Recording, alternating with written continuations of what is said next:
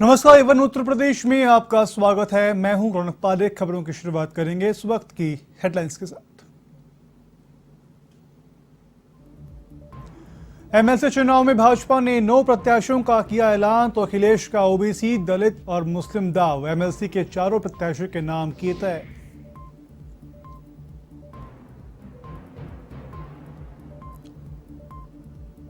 योगी सरकार की कानून व्यवस्था को दुरुस्त करने की कवायद। पुलिस महकमे में 69 डिप्टी एसपी इधर से उधर। पंचायत चुनाव से पहले पुलिस महकमे में तबादले कर दिया कड़ा संदेश।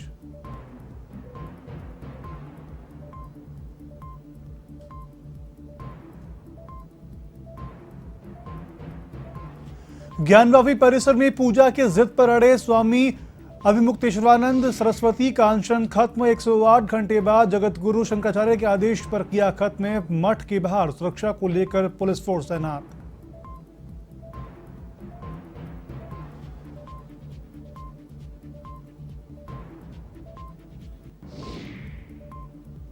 मिर्जापुर की पडरी थाना पुलिस को मिली बड़ी सफलता। करीब 1.5 करोड़ का 7.60 क्विंटल गांजा बरामद। दवा और खाद की आड़ में हो रही थी तस्करी। 2 गिरफ्तार।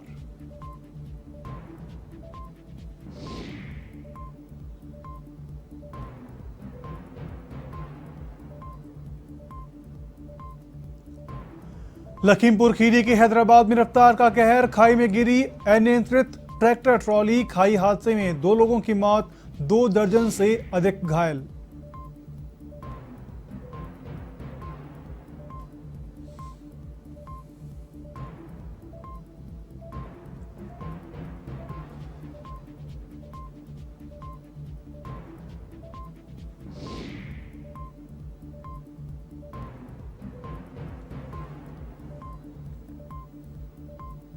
अब करेंगे खबरों की शुरुआत। उत्तर प्रदेश विधान परिषद चुनाव के लिए भाजपा ने 9 प्रत्याशियों का ऐलान कर दिया है। डिप्टी सीएम केशव प्रसाद मौर्य समेत 7 मंत्रियों को विधान परिषद भेजा जाएगा। सबको चौंकाने वाला नाम लखनऊ महानगर के अध्यक्ष मुकेश शर्मा का है। बता दें कि मुकेश शर्मा केंद्रीय रक्षा मंत्री और लखनऊ के सांसद राजनाथ सिंह के करीबी लोगों में शुमार हैं। सीएम योगी आदित्यनाथ ने सभी 9 प्रत्याशियों को शुभकामनाएं दी। सरकार के 7 मंत्रियों को विधान परिषद भेजा जा रहा है, तो उप मुख्यमंत्री केशव प्रसाद मौर्य, पंचायत राज मंत्री चौधरी भूपेंद्र सिंह का विधान परिषद सदस्य का कार्यकाल 6 जुलाई को खत्म हो रहा है।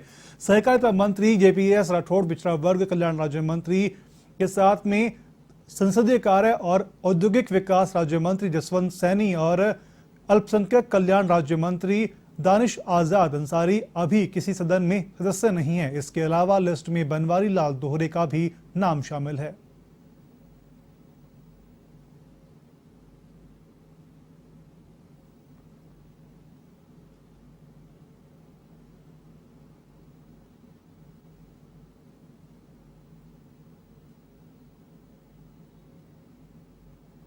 यूपी में विधान परिषद के लिए सपा ने 4 नाम तय कर दिए हैं। स्वामी प्रसाद मौर्य के अलावा पार्टी सोबरन सिंह यादव, सुशील आनंद और शाहनवाज उर्फ शब्बू को विधान परिषद भेज सकती है। विधान परिषद में 6 जुलाई को 13 सदस्यों का कार्यकाल खत्म होने जा रहा है। इसके लिए 20 जून को चुनाव होना है। पार्टी 13 सीटों पर संख्या बल के गणित से सपा के खाते में 4 सीटें आ सकती है, इसलिए 4 प्रत्याशियों के नाम तय किए हैं। स्वामी प्रसाद मौर्य ने अपनी उम्मीदवार की खुद घोषणा कर दी है। अखिलेश यादव ने उच्च सदन के चेहरों को तय करते समय जातीय समीकरण का खास ध्यान रखा है।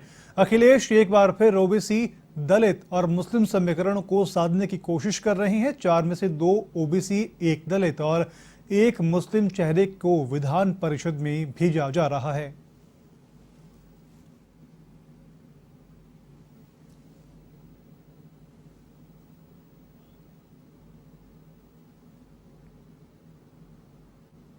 यूपी के कानपुर में हुई हिंसा के बाद उत्तर प्रदेश की कानून व्यवस्था पर लगातार सवाल खड़े हो रहे हैं। ऐसे में शासन ने 69 डिप्टी एसपी के ट्रांसफर कर दिए हैं। बता दें कि मंगलवार को यूपी में योगी सरकार के बड़े पैमाने पर आईएएस अफसरों के तबादले किए, जिसके बाद अब पुलिस महकमे में 69 डिप्टी एसपी के ट्रांसफर से शासन की मंशा साफ है कि उत्तर प्रदेश में कानून व्यवस्था को लेकर के किसी प्रकार की कोई गुंजाइश बर्दाश्त नहीं है।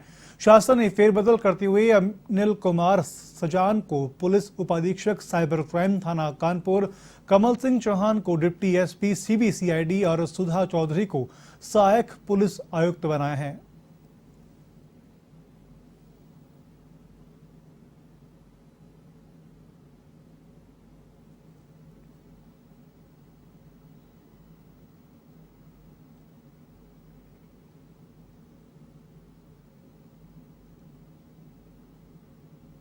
UP deputy CM Keshav Prasad Maurya एक दिवसीय दौरे पर काशी पहुंचे हैं। इस दौरान कानपुर हिंसा पर हाजी अब्दुल के बयान पर मौर्य ने कहा कि जो कानून का उल्लंघन करेगा उसमें प्रशासन सख्ती से निपटेगा। नुपुर शर्मा को लेकर के अखिलेश यादव के दिए बयान पर डिप्टी सीएम ने कहा कि अखिलेश यादव केवल वोट की राजनीति करते हैं। बीजेपी के नेतृत्व को जो निर्णय लेना था वह ले चुका है। बीजेपी एक राष्ट्रवादी विचारधारा का प्रतिनिधित्व करती है।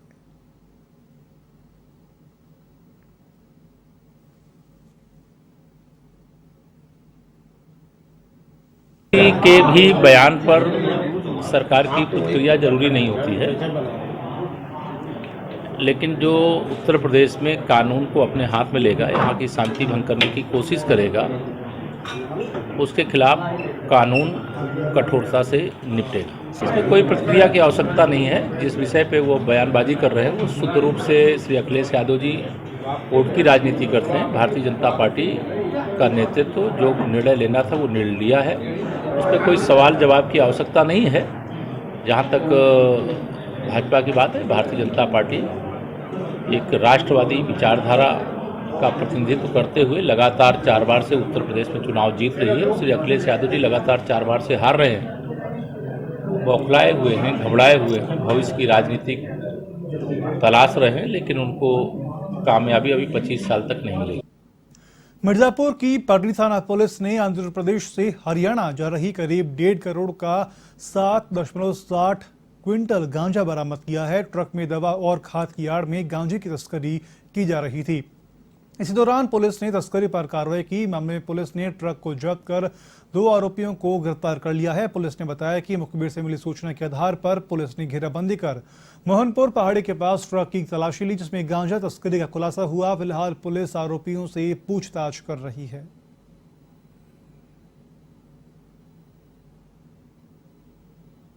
ये है, कल पटरी पुलिस को टिप ऑफ मिलता है कि एक ट्रक जो है MP 13H0974 मोहनपुर पहाड़ी के पास से गुजर रहा है। उसमें गांजा या कोई नशीला पदार्थ रखने की सूचना है।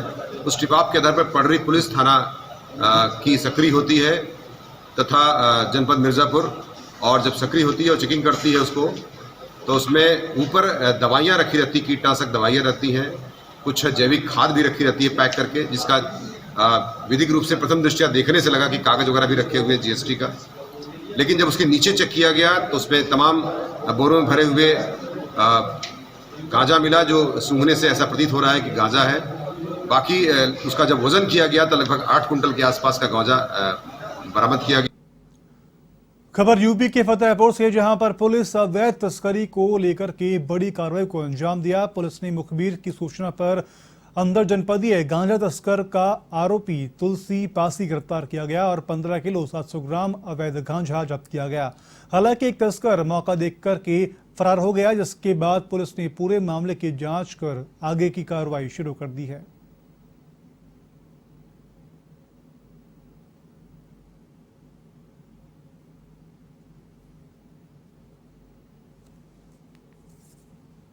थाना खखरेल पुलिस द्वारा नशे का कारोबार करने वाले व्यक्तियों की कुछ कार्रवाई करते हुए अंतर जनपदी गांजा तस्कर गिरफ्तार करने में सफलता प्राप्त किया है। गिरफ्तार अभी तुलसी ग्राम जगन्नाथपुर थाना पैसा जनपद कौशाम्बी का रहने वाला है। उसके कब्जे से 15 किलो 700 ग्राम नाजायज गांजा व एक खाली प्रेशर को बरामद हुई है।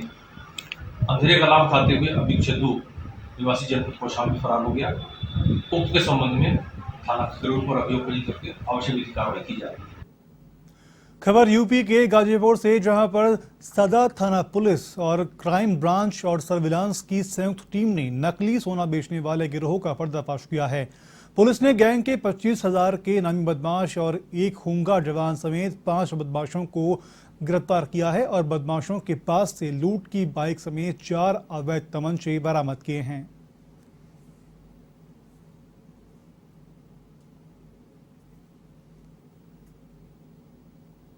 एच और हमारी जो सर्विलांस और स्वाट टीम है, इन लोगों ने काफ़ी मेहनत करके एक गैंग का पर्दाफाश किया है जो लूट भी करता था और साथ में लोगों को बेवकूफ़ बना करके नकली सोना बेचता था।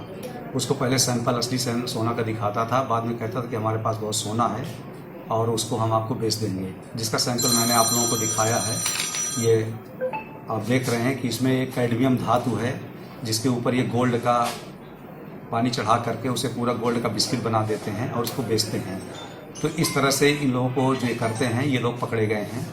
इसमें एक जो अपराधी है जिसपे सुनील कुमार नाम है, इस पे 16 मुकदमे हैं और ये कई बार लूट में जेल भी जा चुका है। खबर यूपी के जौनपुर से, जहां पर पुलिस अधीक्षक के निर्देशन में अपराध की रोकथाम और अपराधियों की गिरफ्तारी के लिए चलाए जा रहे विशेष अभियान के तहत पुलिस की संयुक्त टीम ने एक नाबालिग से दुष्कर्म के आरोपी को पुलिस मुठभेड़ में गिरफ्तार किया है और उसके पास से एक तमंचा, 315 बोर, एक खोखा और एक जिंदा कारतूस बरामद किया है। फिलहाल पुलिस आरोपी से पूछताछ कर रही है।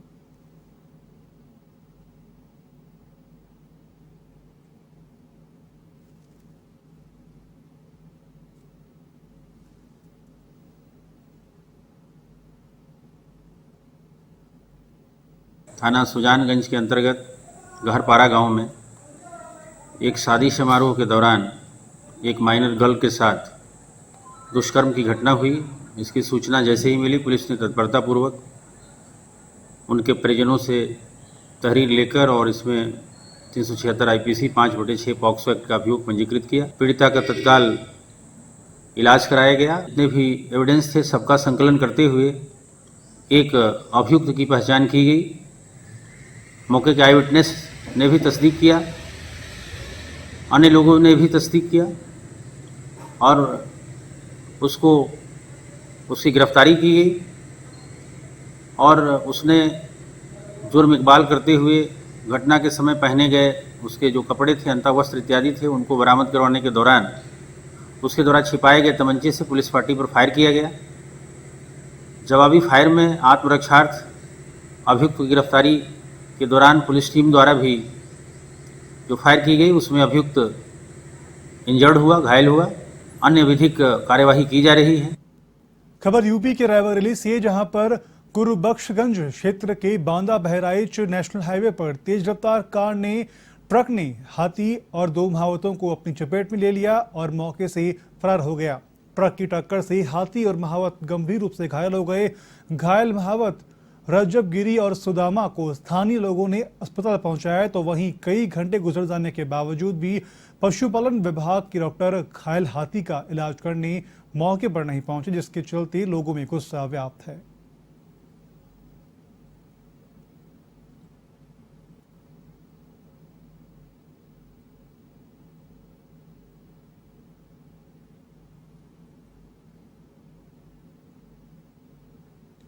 कुशीनगर के ग्राम सभा मठिया आलम में अमवा टोला में जमीनी विवाद को लेकर के पटीदार में महिला पर ट्रैक्टर चढ़ा दिया। महिला धान का लेप लगाने के रोकने पहुंची थी और चालक ने स्पीड तेज करके उसे कुचल दिया, जिससे महिला की मौके पर मौत हो गई। मौके पर पहुंची नेबुआ नौरंगिया थाने की पुलिस ने शव को कब्जे में लेकर के पोस्टमार्टम के लिए भेज दिया है।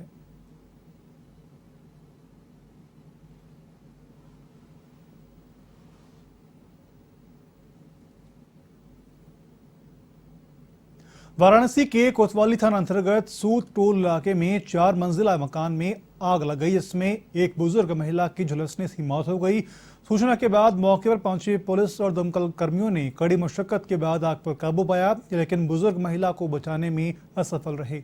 प्रथम दृष्टया आग लगने का कारण शॉर्ट सर्किट सामने आ रहा है। गनीमत रही कि मकान में रखा गैस सिलेंडर नहीं फटा, नहीं तो और भी बड़ा हादसा हो सकता था। आपको बता दें कि मकान में सोनाली शुक्ला अकेले रहती थी। महिला के दोनों बेटे विशाल और विकास लखनऊ में नौकरी करते हैं। फिलहाल पुलिस ने वृद्धा के शव को अस्पताल की मोर्चरी में रखवा दिया है और जांच में जुट गई है।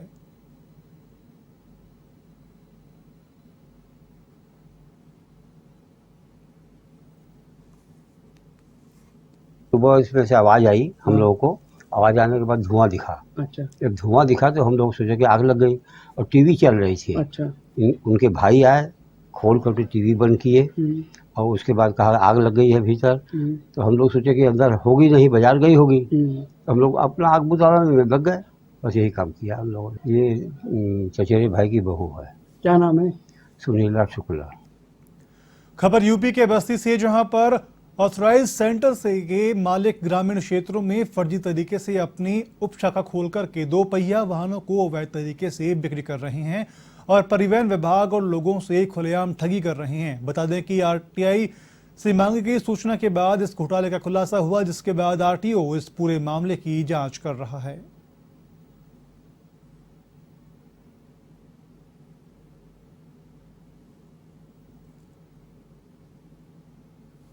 डीलर से मिलती है गाड़ी, वो बताते हैं तभी लाते हैं, गाड़ी बेचते ही नहीं। तो कौन से डीलर से बस्ती चलाते हैं? Seal automobile. तो यहाँ केवल आपके यहाँ वर्कशॉप का कार्य हो रहा है। कितने मतलब मिस्त्री होंगे यहाँ पर स्टाफ आपका? अब ये हेल्पर मान लीजिए 4 हेल्पर हैं, 4 मिस्त्री हैं, 4 लोग सिस्टम पे काम करने वाले हैं। किस नाम से वर्कशॉप पे चला रहे हैं आप? कुमार ऑटोमोबाइल। ग्रामीण क्षेत्रों में जो गाड़ियां, जो डीलर संचालित हैं, वो एसएसपी पॉइंट हैं। जैसा कि सभी डीलर 8 डीलर या 9 डीलर हैं बाइक के, और उनसे नोटिस दे करके उनको नोटिस दी गई इस संबंध में। तो जांच किया गया और उसमें उन लोगों द्वारा बताया गया कि ये जो देहात क्षेत्र में है, जो गाड़ियां सेल होती हैं, उन गाड़ियों का एसएसपी पॉइंट बनाया गया है। वहाँ पर केवल गाड़ियों की सर्विस और स्पेयर पार्ट्स की सुविधा उपलब्ध कराई गई है। क्योंकि देहात यहाँ से हरैया तक, परशुरामपुर तक, काफ़ी दूर दूर तक है बस्ती। तो वहाँ से सर्विस के लिए या स्पेयर पार्ट्स के लिए उनको इतना दूर आना न पड़े, वहाँ पे उन लोगों ने सहूलियत, पब्लिक को सहूलियत प्रदान करने के लिए ये एसएसपी पॉइंट उन्होंने बनाया है। 2 पहिया वाहनों के डीलर, सब डीलर के बारे में सूचना मांगी थी आरटीओ से। तो डीलर के बारे में उन्होंने सूचना दिया, लेकिन सब डीलरों के बारे में उन्होंने कोई सूचना नहीं दिया। लिख दिया हमारे अभिलेखों को सब डीलर नहीं है, जबकि जिले भर में ग्रामीण क्षेत्रों में सब डीलर बने हुए हैं। क्या माना जाए कि राजस्व का नुकसान हो रहा है आरटीओ का? निश्चित रूप से राजस्व का नुकसान हो रहा है। जितने डीलर रहेंगे उतना राजस्व गवर्नमेंट को मिलेगा। ट्रेड सर्टिफिकेट देता है आरटीओ का। बिजनौर के गांव बासरा के रहने वाले श्रुति शर्मा ने यूपीएससी में टॉप कर देश भर में बिजनौर का नाम रोशन किया है। यूपीएससी टॉप करने के बाद उनको बधाई देने वालों का तांता लगा हुआ है। वहीं श्रुति शर्मा बुधवार को वर्धमान डिग्री कॉलेज पहुंची और स्टूडेंट्स से संवाद किया। कार्यक्रम में बिजनौर के डीएम उमेश मिश्रा और एसपी डॉक्टर धर्मवीर सिंह ने श्रुति शर्मा को बुके देकर के सम्मानित किया। श्रुति शर्मा ने बताया कि ईश्वर ने उन्हें लोगों की सेवा करने का मौका दिया है। वे शिक्षा और महिलाओं के सम्मान के लिए प्राथमिकता से काम करेंगी और शासन की मंशा के अनुरूप चलाई जा रही योजनाओं का सभी लोगों को भरपूर लाभ दिलाएंगी। इस कार्यक्रम के बाद श्रुति शर्मा अपने पैतृक गांव बासरा पहुंची, जहां परिजनों और ग्रामीणों ने उनका स्वागत किया।